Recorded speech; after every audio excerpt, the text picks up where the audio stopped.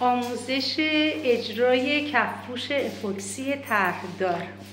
مرحله اول اجرای آستر پرایمر.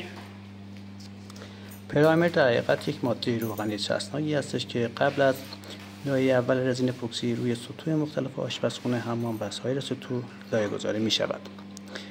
پرایمر رزین اپوکسی به خاطر خاصیت روغنی و چسبناک خود یک ساختار محکم و منسجم در رزین اپوکسی ایجاد می کند.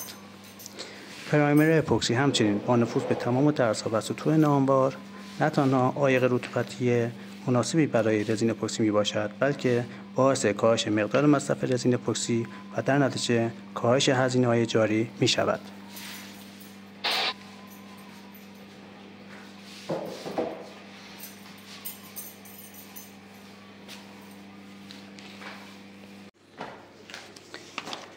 بعد از مرحله اول و خشک شدن پرایمر که حدوداً 8 الی 24 ساعت زمان میبرد، میرسیم به مرحله لایه‌گذاری یا مرحله دوم اجرای اپوکسی کفپوش. در این مرحله بعد از ترکیب رزین اپوکسی A و B به میزان 2:1، یعنی به ازای هر 1 کیلو نیم کیلو هاردنر با هم ترکیب میکنیم و بعد از اضافه کردن خمیر رنگ مناسب و میکس مجدد شروع به لایه‌گذاری با قلتک یا کارتک مخصوص میکنیم.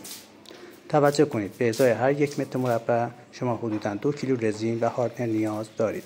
مثال برای آشپزخانه حدوداً 15 متری شما حدوداً به 30 کیلو رزین کفپوش اپوکسی نیاز دارید که برای 2 مرحله به این صورت عمل میکنیم. برای مرحله اول حدوداً 7.5 کیلو باید رزین را آماده برای لایه‌گذاری بکنیم.